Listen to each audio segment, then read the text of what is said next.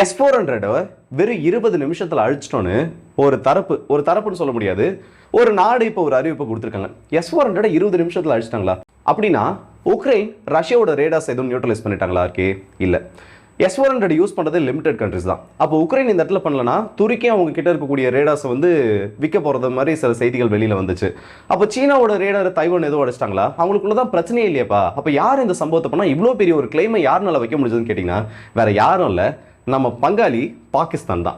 ஏன்பா இந்த ஆபரேஷன் சிந்தூர் நடந்தது இல்ல? ஆமா, அந்த டைம்ல வந்து வெறும் 20 நிமிஷத்துல 2 S-400 ரேடார் 3 லான்ச்சரை நாங்கள் அழிச்சிட்டோம். எங்ககிட்ட இருக்கக்கூடிய ஒரு ஹைப்பர்சானிக் மிசைலை பயன்படுத்தி இதை நாங்கள் அழிச்சிருக்கோம். அழிச்சது மட்டும் இல்லாமல் இதை இந்தியாவோட சீஃப் ஸ்டாஃபே கன்ஃபார்ம் பண்ணியிருக்காருன்னு ஒரு செய்தியை வெளியிட்டிருக்காங்க. தூக்கி வாரி போட்டுருச்சு எனக்கு. என்னடா இது இப்படி ஒரு செய்தி வெளியில் வந்திருக்கான்னு தேடி பார்க்குறப்போ தான் ஏற்கனவே எடுத்த வீடியோவை ஏஐ யூஸ் பண்ணி வெட்டி ஒட்டி அவங்களால என்னெல்லாம் பண்ண முடியுமோ பண்ணி இப்படி ஒரு செல்ஃப் சாட்டிஸ்ஃபேக்ஷனை அவங்களே தேடிட்டு இருக்காங்க. ஸோ அந்த வீடியோவில் நம்ம என்ன பண்ண போறோம்னா இந்த ஒரு சம்பவத்தை மட்டும் இல்லை, இதை விட மேஜரான ஒரு சம்பவத்தையும் அவங்க பண்ணியிருக்காங்க. ஏன்பா இந்தியா வந்து சேட்டலைட்ஸ்க்குலாம் நிறைய ரெஸ்ட்ரிக்ஷன் கொடுத்து வச்சிருக்காங்க. அதனால அவங்க பேசஸ்ல ஏற்பட்ட டேமேஜஸை எங்களால் கேப்சர் பண்ண முடியலன்னு ஒரு உருட்டையும் உருட்டியிருக்காங்க. ஸோ இது எல்லாத்தையுமே இந்த ஒரு வீடியோவில் பார்க்கலாம். ஜஸ்ட் ஒரு ரேண்ட் மாதிரி நல்லா இருக்கும், வாங்க போய் பார்க்கலாம். ஸோ வாங்க வீடியோக்குள்ள போயிடலாம். நான் உங்களா இருக்கேன், இது தம்பு கிருஷ்ணன் டிபி ட்ரெண்டிங்ஸ்.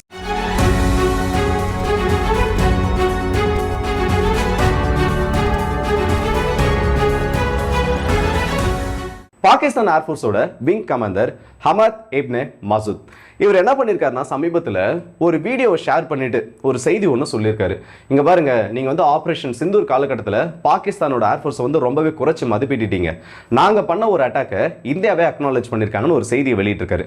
ஆக்சுவலாக அந்த வீடியோவில் என்ன விஷயம் இருக்கு, இல்லை அவர் ஷேர் பண்ண இல்லை அவங்களால சொல்லப்படக்கூடிய அந்த வீடியோவில் என்ன பண்ணியிருக்காங்கன்னா, நம்ம இந்திய ராணுவத்தோட chief of army staff general Upendra Dwivedi அவர்கள் பேசக்கூடிய ஒரு வீடியோ. அந்த வீடியோவில் என்ன பண்ணியிருப்பாங்கன்னா, அந்த மாதிரி ஆப்ரேஷன் சிந்தூர் டைமில் வந்து நிறைய பிரச்சனைகள் நடந்துட்டு இருந்தது.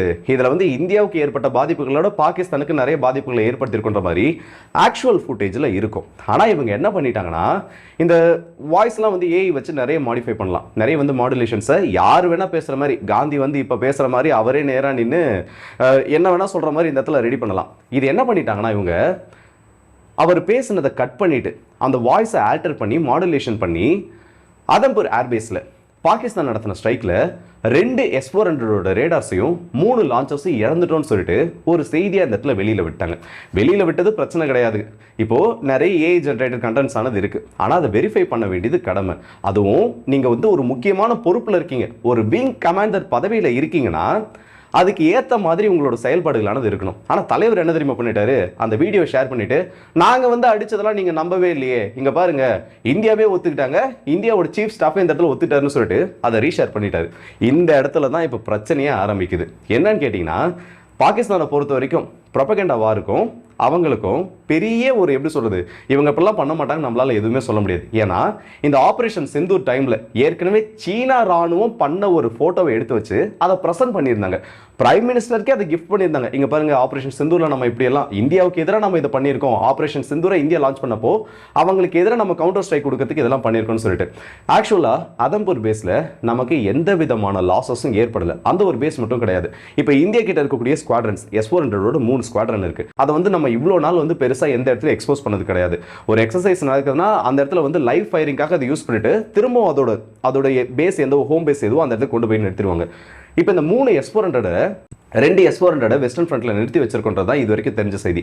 ஆனால் இந்த ஆபரேஷன் சிந்தூர் என்ன பண்ணிருச்சுன்னா, இந்த S-400 நம்ம எந்த ரீஜன்ல டெப்ளாய் பண்ணி வச்சிருக்கோம்னு காமிச்சு கொடுத்துருச்சு. ஆக்சுவலா இதை பொறுத்த வரைக்கும் என்ன பொறுத்த வரைக்கும் இது வந்து பாகிஸ்தானுக்கு கிடைச்ச ஒரு முக்கியமான இன்டெல் இன்புட். இவங்க வந்து நம்மளோட பஞ்சாப் பகுதியில் அடிக்கிறப்பவும் மேலே கொஞ்சம் காஷ்மீர் பகுதியில் அடிக்கிறப்பவும் இந்த S-400 திறன்பட அதோட வேலையை காமிச்சது. அதம்பூர் ஏர்பேஸை பொறுத்த வரைக்கும் இந்தியாவோட ஃப்ரண்ட்லைன் ஸ்ட்ராட்டஜியில் ரொம்ப ரொம்ப முக்கியமாக இருக்கக்கூடிய ஒன்று. இந்த இடத்துல பாகிஸ்தான் பார்டர்ல இருந்து வெறும் 100 கிலோமீட்டருக்குள்ள தான் அதோட ஸ்ட்ராட்டஜிக்கல் லொகேஷன். 1965 வார், இதுக்கு முன்னாடி பாகிஸ்தான் கூட என்னெல்லாம் பிரச்சனை ஏற்பட்டிருக்கோ அதுல ஒரு முறை கூட செக்யூரிட்டியை இந்த இடத்துல பாகிஸ்தானால பிரேக் பண்ண முடியல. அந்த அளவுக்கு இந்தியாவோட ஒரு ஃபோர்ட்டா அது இருந்துட்டு இருக்கு. அவங்களால தொட முடியாத ஒரு கோட்டையா இருந்துட்டு இருக்கு. சரி, இப்போ இவங்க சொன்ன ஒரு விஷயம் ஓகே, ஆனா இந்த சேட்டலைட் கம்யூனிகேஷனுக்கு இதுக்கு என்னப்பா சம்பந்தம்? அப்போ இந்தியா சைடு வந்து எந்த ஒரு பேஸ்லையுமே அட்டாக் நடக்கலையா? அப்போ உண்மையிலுமே இந்தியா இந்த மாதிரி ஏதாச்சும் சேட்டலைட் ஹேக் பண்றாங்களா, இல்லை அது சம்மந்தப்பட்ட டீடைல்ஸை இவங்க மறைக்கிறாங்களான்னு கேட்டிங்கன்னா சேட்டலைட் கம்யூனிகேஷனை யாருனாலையும் இப்போதைக்கு ஒன்றும் பண்ண முடியாது. ஏன்னா நல்ல ஒரு விஷயத்தை புரிஞ்சுக்கோங்க.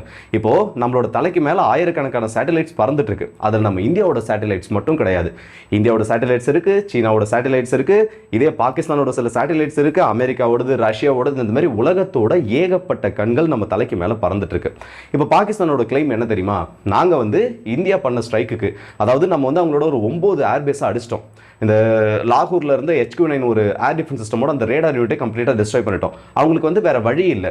இது வந்து எல்லா போர்லையுமே நடக்கிறது தான். ஒரு நாடு வந்து அஃபென்சிவ் ஆப்ரேஷனில் எனிமியோட டெரிட்டரிக்குள்ள நுழைஞ்சு இல்லை எனிமியோட டெரிட்டரியில் ஏகப்பட்ட லாஸ் ஏற்படுத்திட்டாங்கன்னா நேம் சேக்குக்காக ஒரு ஃபால்ஸ் ஆப்ரேஷனை பண்ணுவாங்க.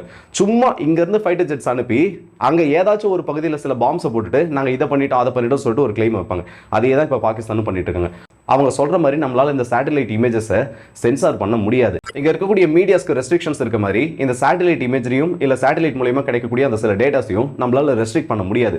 அதுவும் வெளிநாடுகள்ல இருந்து அந்த இன்ஃபர்மேஷன் வருது.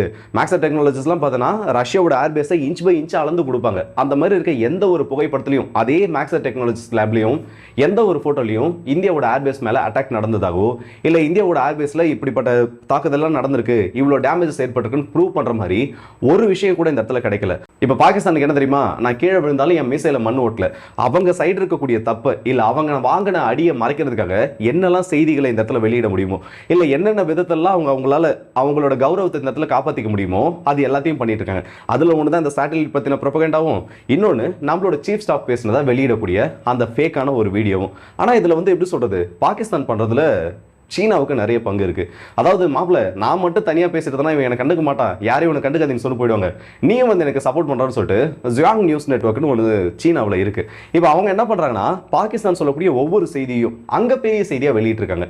ஸோ இப்போ இந்த ரெண்டு நாடுகளும் சேர்ந்து இவங்களோட இந்த ரெண்டு மீடியா நெட்வொர்க்கும் சேர்ந்து ஒரு பக்கம் ஒருத்தவங்க முட்டா பீஸ் இன்னொருத்தவங்க முரட்ட பீஸ், நீ இந்த இடத்துல ப்ரொபகண்டா பண்றேன்னா நான் இந்த இடத்துல ப்ரொபகண்டா பண்றேன், நீ சொல்லக்கூடிய செய்தியை வெரிஃபை பண்ணல, நீ சொல்ற செய்தியை நானும் வெரிஃபை பண்ண மாட்டேன், இது ரெண்டுத்தையும் நம்ம ரெண்டு பேரும் சேர்ந்தே பண்ணுவோம்னு சொல்லிட்டு அழிக்கப்படாத ஒரு S-400 யூனிட்டை அழிச்சிட்டோம்னு சொல்லி, அதுவும் ஒண்ணு இல்ல 2 ரேடார் யூனிட்ஸை 3 மிசைல் லான்ச்சர்ஸை டெஸ்ட்ராய் பண்ணிட்டு சொல்லிட்டு இப்போ இந்த 2 தரப்பு தீயா செய்து செய்தியை வெளியே கிளப்பிட்டு இருக்காங்க.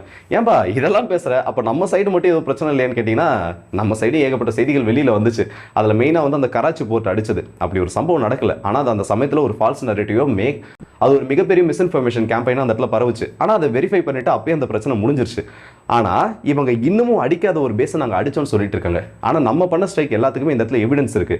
9 பேஸ் அடிச்சாச்சு, 20% வரைக்கும் அவங்களோட ஏர்ஃபோர்ஸோட கேப்பபிலிட்டியை நம்ம குறைச்சிட்டோம். அது மட்டும் இல்லாமல் இந்த S-400 அவங்க மெயினாக டீக்ரேட் பண்ணுறதுக்கான காரணம் என்னன்னா, இவன் அடிச்ச அடி, இந்த S-400 பாகிஸ்தான் அடிச்ச அடி அவனுக்கு மறக்க முடியாமல் விழுந்திருக்கு. மொத்தம் 5 ஃபைட்டர் ஜெட்ஸ் இழந்திருக்காங்க இந்த S-400 ஸ்ட்ரைக்ல. அது மட்டும் இல்லாமல் ஒரு AWACS 300 கிலோமீட்டர் தாண்டி இழந்திருக்காங்க. இன்னும் நம்ம கிரவுண்ட் ஸ்ட்ரைக் பண்ணப்போ S-400 கிரவுண்ட் ஸ்ட்ரைக்குக்கும் நம்மளால பயன்படுத்த முடியும். அந்த மாதிரி பிரம்மோஸை பயன்படுத்தி ஏர்பேஸ் அடிச்சதுன்னு சொல்லிட்டு அதில் 2 ஃபைட்டர் ஜெட் லாஸ் ஆனது இருக்கு. ஸோ ஏகப்பட்ட லாஸ் இந்த S-400 மையப்படுத்தி இருக்கிறதுனால அதோட பேரை கெடுக்கிறதுக்கு இவங்களால என்னெல்லாம் பண்ண முடியுமோ அது எல்லாத்தையும் பண்ணிட்டு இருக்காங்க. சரிப்பா, இந்த ஸ்ட்ரைக்ல ஒரு மிசைலை யூஸ் பண்ணியிருப்பாங்கல்ல, அதை பத்தி தகவல் எதுவும் இல்லையா? இல்ல அதை பத்தி பாகிஸ்தான் எதுவும் சொல்லியானா? அதை அவங்க இப்ப போற்றி புகழ்ந்துட்டு இருக்காங்க. இப்ப நம்ம இந்தியாவில் வந்து அக்னி பிரம்மோஸ் எல்லாம் நம்ம எப்படி எந்த அளவுக்கு பெருசா பார்க்குறோமோ அந்த மாதிரி அந்த மிசைலையும் பார்த்துருக்காங்க. அது என்ன மிசைல்னு கேட்டீங்கன்னா CM-400 AKG, சீனாவோட ஒரு ஹைப்பர்சானிக் ஸ்பீட்ல டிராவல் பண்ணக்கூடிய ஒரு anti ship missile, quasi ballistic ட்ராஜெக்டரியை ஃபாலோ பண்ணக்கூடிய ஒரு air launched ballistic missile, ALBM கேட்டகரியில் வரக்கூடிய ஒரு மிசைல்னு சொல்லலாம். இதோட மேக்ஸிமம் ஸ்பீடுன்றது Mach 4ல இருந்து 5 வரைக்கும் டிராவல் பண்ணணும்னு சொல்றாங்க. சாலிட் ப்ரொபல்லன் பூஸ்டர் தான் யூஸ் பண்ணுது. இது வந்து க்ரூஸ் மிசைல் கிடையாது, ஏர் லான்ச்டு பலிஸ்டிக் மிசைல், ALBM கேட்டகரியில் வரக்கூடியது. இது வந்து லோ ரேடார் அப்சர்வபிலிட்டி, இதோட அக்யூரசி அதிகம்னு சொல்லிட்டு பாகிஸ்தான் ஏகப்பட்ட கிளைம் வச்சிருக்காங்க. ஆனா இதுல 3 ஏவுகணையும் நம்ம இன்டர்செப்ட் பண்ணியிருக்கோம். அது மட்டும் இல்லாமல் பாகிஸ்தானோட மோஸ்ட் ப்ரீஷியஸ் வெப்பன் சிஸ்டமா இருக்கக்கூடிய ஃபட்டா மிசைல்ஸ் நம்ம டிஃபெண்ட் பண்ணிட்டோம். இந்த அளவுக்கு அடி அவங்களுக்கு விழுந்திருக்குன்றப்போ அதை சமாளிக்கிறதுக்கு அவங்க என்னெல்லாம் பண்ணமோ அது எல்லாத்தையும் பண்ணிட்டு இருக்காங்க. ஆனால் இதில் நகைச்சுவையான ஒரு விஷயமே, இந்த அளவுக்கு டாப் பொசிஷனில் இருக்கக்கூடிய ஒரு ஆஃபீஸர் ஒரு ஃபேக்கான வீடியோவை மேற்கோள் காட்டி இதை நாங்கள் பண்ணிட்டோம்னு சொல்றதுக்கு இல்லை. ஸோ இந்த வீடியோ பற்றி உங்களோட கருத்துல கமெண்ட் செக்ஷனில் சொல்லுங்கள். ஒரு போரானது நடக்குதுன்னா 2 சைடுமே மிஸ்இன்ஃபர்மேஷன் கேம்பெயின் நடக்கும் தான். ஆனால் அதில் அப்பயே வெரிஃபை பண்ணிட்டு போடாங்கட்டுன்னு சொல்லிட்டு இது எல்லாத்தையும் முடிச்சுட்ருவாங்க. ஆனால் ஒரு நாட்டோட ராணுவம், ஒரு நாட்டோட ராணுவ அதிகாரிகள், ஒரு நாட்டோட முக்கியமான ராணுவ பொறுப்பில் இருக்கக்கூடிய அதிகாரிகள் இல்லாத ஒரு விஷயத்தை இருந்ததா சொல்லி ஃபேக்கான வீடியோஸை இன்னும் அதுக்கு எவிடன்ஸாக காட்டுறது ஒன்லி இன் பாகிஸ்தான். அங்கே மட்டும்தான் நடக்கும். இதெல்லாம் என்ன, சில நாட்களுக்கு முன்னாடி ட்விட்டரில் வந்து ஒரு பெரிய பிரச்சனை என்னன்னு கேட்டேன்னா, இந்த கார்கில் வார் செலிப்ரேஷன் இல்லை அது சம்மந்தப்பட்ட சில செய்திகள் வரப்பலாம் எப்பயுமே வந்து ட்விட்டரில் வந்து ஒரு பெரிய கலவரமே நடக்கும். நாங்கள் வந்து இதை பண்ணிட்டோம், நாங்கள் வந்து அதை பண்ணிட்டோன்னு. அதில் வந்து பாகிஸ்தானோட சில மீடியா நெட்வொர்க்ஸ் இருக்காங்க. என்ன பண்ணி வச்சிருக்காங்கன்னா 1971 வார் நடந்துச்சுல்ல, அந்த வாரில் பாகிஸ்தான் ஜெயிச்சு தான் இன்னும் அவங்க நம்பிட்டு இருக்காங்க. இதை வந்து எத்தனை பேர்னால உங்களால் ஜீரணிச்சிக்க முடியும்னு எனக்கு தெரியல. அவங்களோட செய்தி ஊடகங்கள் வெளியிட்டு இருக்கக்கூடிய செய்திகள்லாம் எப்படி தெரியுமா இருக்கு? இந்தியா சரண்டர்ஸ் பாகிஸ்தான், அதாவது இந்தியா பாகிஸ்தான் கிட்ட சரணடைஞ்ச மாதிரி சில செய்திகளை வெளியிட்டிருக்காங்க. கிராமட்டிக்கல் மிஸ்டேக் கிடையாது. அந்த செய்தியை படிக்கிறப்போ பாகிஸ்தான்ல இருக்கவங்களுக்கு பாகிஸ்தான் சரணடைஞ்ச மாதிரி தெரியாது. இந்த இடத்துல திடீர்னு அந்த செய்தியை பார்க்குறப்போ இந்தியா சரணடைஞ்ச மாதிரி தான் ஒரு செய்தியானது இருக்கும். நல்லா படிச்சவங்க, நல்ல பொறுப்புல இருக்கவங்களும் இன்னமும் அதை நம்பிட்டு இருக்காங்க. ஸோ அவங்களோட மென்டாலிட்டி என்ன இல்லை வாங்க, இப்போ அவங்க எப்படி ஒரு நிலைமையில இருக்காங்கன்னா 1971 வாரில் இன்னமும் அவங்க தான் ஜெயிச்சு தான் நினைச்சிட்டு இருக்காங்க. அந்த மாதிரி ஒரு கூட்டம் இல்லை, பெரும்பான்மையான மக்களுக்கு இன்னமும் அப்படிதான் அந்த இடத்துல எஜுகேஷன் ஆனது கொடுக்கப்பட்டிருக்கு, செய்திகள் ஆனது அப்படிதான் சொல்லப்பட்டிருக்கு. அவ்வளோ பெரிய ஒரு சரண்டரே மறைச்சு அப்படி ஒரு ஜெனரேஷனே உங்களால் உருவாக்க முடியுதுன்னா இந்த லாஸ் எல்லாம் நான் எங்கன்னு போய் சொல்லுவேன், என்னன்னு யார்கிட்ட சொல்லுவேன்? ஸோ இந்த வீடியோ பற்றி உங்களோட கருத்துக்களை கமெண்ட் செக்ஷனில் சொல்லுங்க. அடுத்த வீடியோ சந்திப்போம். அதுவரை உங்கள் விடுபடுது உங்கள் எல்லாருக்கே.